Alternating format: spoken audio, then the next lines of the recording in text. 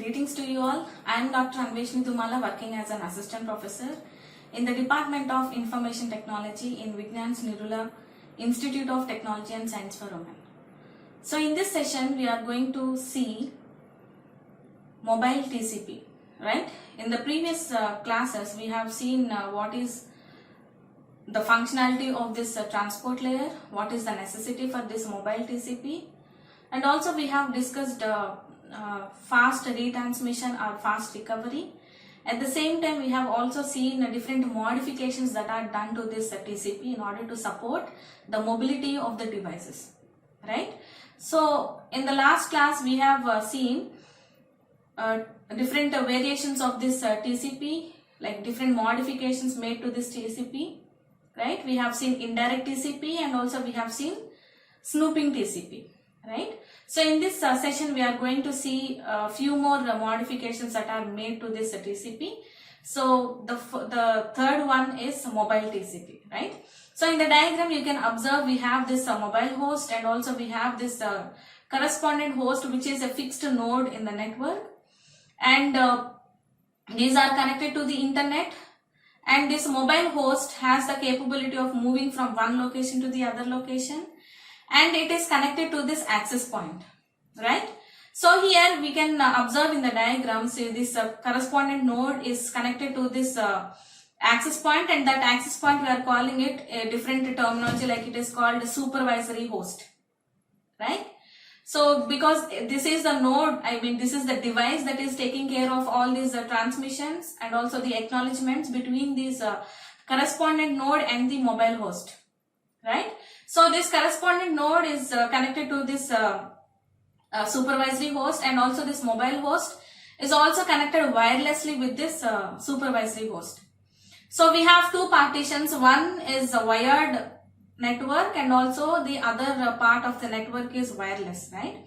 So here in the wired internet part, we don't require any modifications to the TCP. So it is unmodified TCP is used there, right? So because TCP is specifically designed to support the fixed nodes in the network, right? So that is why we don't require any modifications to it. So we are using unmodified TCP here. And then between this mobile host and the supervisory host, we are using optimized TCP, right? So this is the end-to-end TCP connections. Now let's see what happens in this mobile TCP, right? So here dropping packets due to a handover or higher bit error rates is not the only phenomenon of wireless links, and mobility. So the occurrence of lengthy and frequent disconnection is another problem in this mobile TCP, right? So here a TCP sender tries to retransmit the data that is controlled by this retransmission timer that doubles with each unsuccessful retransmission attempt up to a maximum of 1 minute, right? So what happens in the case of indirect TCP? If the mobile node is disconnected, so the proxy has to buffer more and more data. So the longer the period of disconnection, the more buffer is needed, obviously, right? So we have seen it, right? In indirect TCP, first the data will be stored at the router or the interconnecting device, that is access point, right? So what happens in the snooping TCP? So the snooping approach also suffers from being disconnected. So the mobile will not be able to send the acknowledgement. So snooping cannot help in this situation. So now the main objective of this mobile TCP is to get over the drawbacks that are observed in indirect TCP and also in the snooping TCP, right? So in order to prevent the sender window from shrinking if bit errors or any disconnection but not congestion cause current problems, right? So to improve overall throughput in the network, the lower the delay, to maintain the end-to-end semantics of TCP and to provide more efficient handover. That is the main objective of this mobile TCP. So it is adapted to the problems arising because of the lengthy and the frequent disconnections, right? So this mobile TCP splits up the connection into two parts as we have discussed earlier.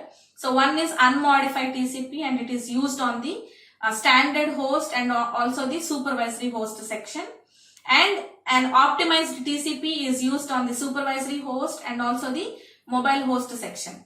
So the supervisory host adorns the same role as the proxy, that is foreign agent, that we have already seen in the indirect TCP.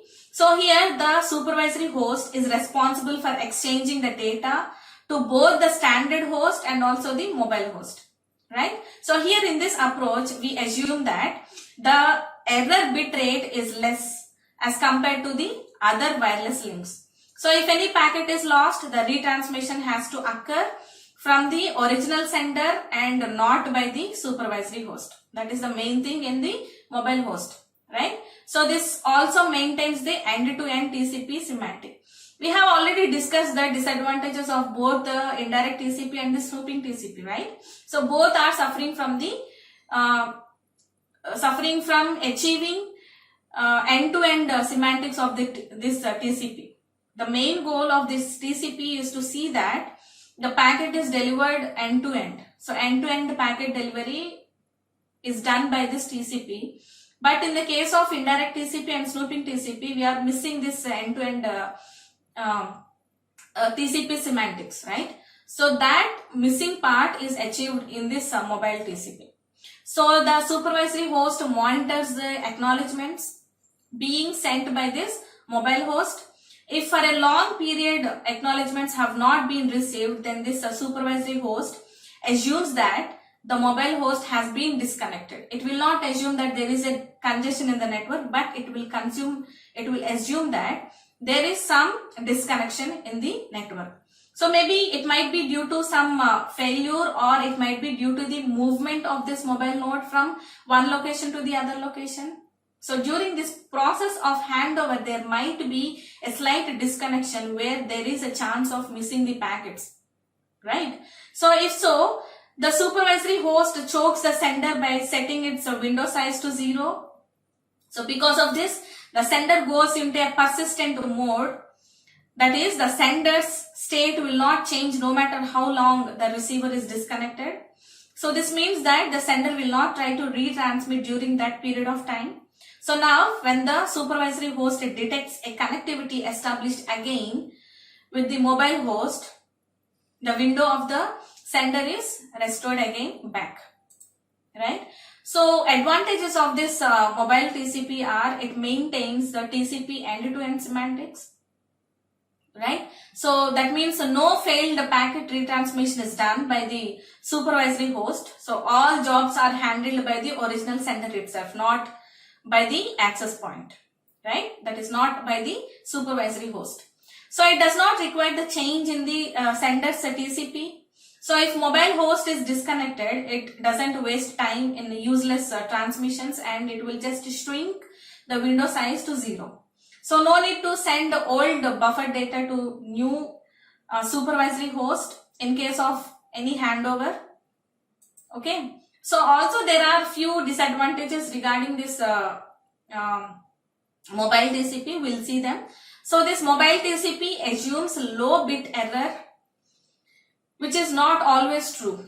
So any packet loss due to bit errors occur, so then it propagates to the sender, right? So modifications are required for this mobile host protocol software, right? So that is all about this mobile TCP. Now we'll see the fast retransmit or fast recovery TCP, right? This is the fourth modification that we are going to see in this a series of TCP modifications, right? So first one here, we are change of foreign agent often results in packet loss, right? So changing in the sense the mobile host is changing from one location to the other location. Obviously, its foreign host will also change, right? So if there is a roaming between these foreign agents, then what happens? Automatically there is a disconnection in the network and it will lead to a packet loss. So TCP reacts with the slow start although there is no congestion in the network, right? So here we are forcing the fast retransmit. So that is, it is in the name itself, right? It is fast retransmit or fast recovery.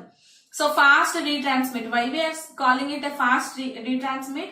Before the retransmit timer is out, we are sending the packet again if the packet is lost, right? That is what fast retransmit. So that is how we are able to recover from this packet loss condition in the network. That is, fast recovery is possible because of this fast retransmission. Fine. So here we are forcing the fast retransmit. So as soon as the mobile host has registered with a new foreign agent, the mobile host sends duplicated acknowledgements on purpose, right? So this forces the fast retransmit mode at a communication partners. So additionally, the TCP on the mobile host is forced to continue sending with the actual window size and not to go into the slow start after the registration, right? So this fast retransmit and the fast recovery also have its own advantages and disadvantages, right? So let's see them. So advantage of this is it is simple. It requires a simple changes result in significant higher performance, and then disadvantages, it requires further mix of IP and TCP, and there is no transparent approach. So this mobile host can be disconnected for a longer time.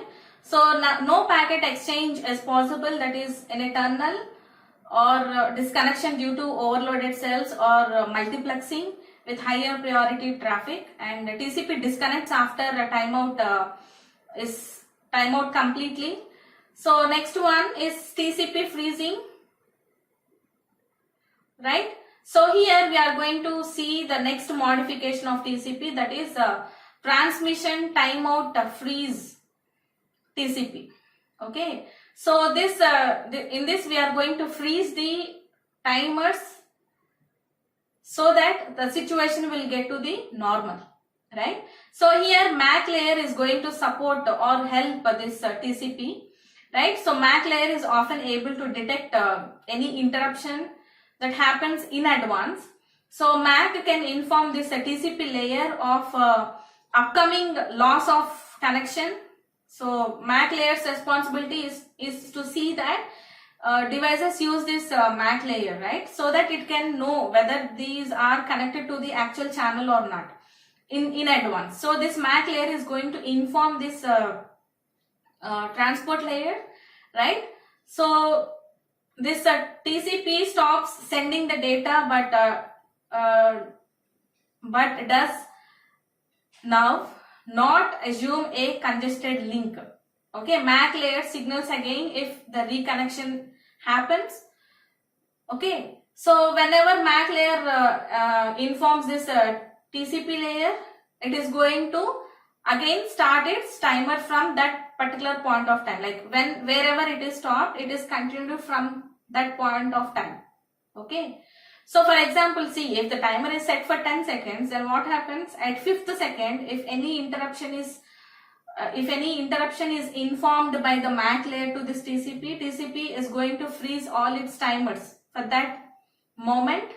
So when again the MAC layer informs this TCP layer that the device has reconnected, okay, then it is going to unfreeze this timers. That is, from the 5th second it is going to continue, right? So it also has its own advantages and disadvantages. So first advantage is the scheme is independent of data. It offers a way to resume TCP connections even after long interruptions of the connection. Next one, it can be used together with encrypted data as it is independent of other TCP mechanisms such as sequence, number or acknowledgements. Right? So disadvantages, lots of changes have to be made in the software of the mobile host, correspondent host and also the foreign agent. Right? So next type of TCP modification is selective retransmission. I think we already discussed this in the computer networks. So I hope you remember that, but then we'll just try to recall it.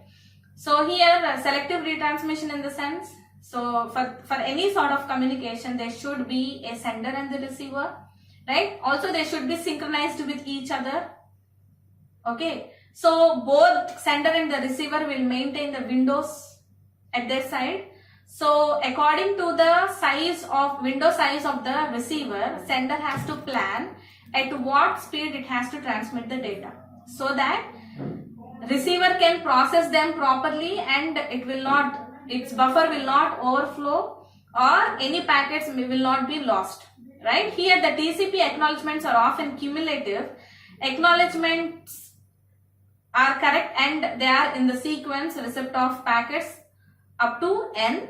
So if single packets are missing, quite often a whole packet sequence beginning at the gap has to be retransmitted. That is go back n. Did you remember that? So we have discussed go back n, selective retransmission, automatic selective repeat, right? So in the case of go back n, see we have window size of 4. So at a time we are sending 4 frames, right? So if any one frame is missing among all the 4, again we are sending all the 4. Only one frame is missing, but then we are sending all n. We are going back n and we are sending all 4 again. We are retransmitting all the 4 frames there. But in the case of this selective retransmission, it is in the name itself, right? We are selecting the frame which is missed. So only that particular frame is retransmitted, not all, right? So selective. So in the case, if we are sending all the n, though only one is missing, what happens then? We are just wasting the bandwidth there, right? So in this selective retransmission, we have one solution. Like we are sending only that particular frame and not all, right? So sender can now retransmit only the missing packets. So last modification of TCP is transaction oriented TCP, right? So here in this TCP we have already discussed it. So connection oriented services and connection less services. So in the form of in case of connection oriented services, connection oriented doesn't mean that we are literally having a physical connection between the devices. We mean that connection oriented in the sense we are reserving the resources before we are starting the transmission, right? Connection less in the sense we are not making any reservations of the resources, just like we are sending the data. Just like that we are sending the data. No pre-reservation is done in the connection less. But whereas in the case of connection oriented, the best example for that services is TCP. So in that we have a resource reservation. Resource reservation in the sense we are just establishing the connection. Establishing the connection in the sense we are reserving the resources that are required to transmit this data between sender and the receiver. Right? In this TCP we have 3 phases. So first one is connection establishment, second one is actual data transmission, and the third one is connection termination. So connection establishment in the sense we are making all the reservations of the resources. Connection termination in the sense we are releasing all the resources back. So in between we are sending the actual data. So this is what happens in this TCP. In the diagram you can observe we have this mobile node and also the correspondent node. So now let's see how the connection is established. So it establishes its connection by using the 3-way handshake protocol. So as a initialization of this transmission, this mobile node will send this TCP synchronization packet to this correspondent node. So correspondent node will send back this TCP sync acknowledgement back. Next one, the TCP will send the acknowledgement to the correspondent node. So that is how the connection is established by using these 3 messages. So that is why we are calling it a 3-way handshake protocol. So because this mobile node and also the correspondent node are making a deal to have the communication, right? So next one, this mobile node will send the actual message to this correspondent node will send back the acknowledgement. So this is what we are calling data transmission, that is second phase. So once the data is sent completely, so now what we should do, we should return back all these reserved resources, right? So here the mobile node itself will send this TCP finish packet to this correspondent node will send back the acknowledgement for that, and at last this mobile node will send TCP acknowledgement to this correspondent node. That is how the connection is released, right? So this is all about this connection oriented TCP. So we have seen 6 modifications that are made to this TCP, right? So first one is indirect TCP we have discussed. Second one is snooping TCP. Third one is a mobile TCP. Fourth one is a fast retransmit or fast recovery TCP. Next one is freeze out timer TCP. Next one, selective retransmission, and final one is transaction oriented TCP. So that's all for today. Thank you for listening to the thank you for listening to the class, and see you in the next class.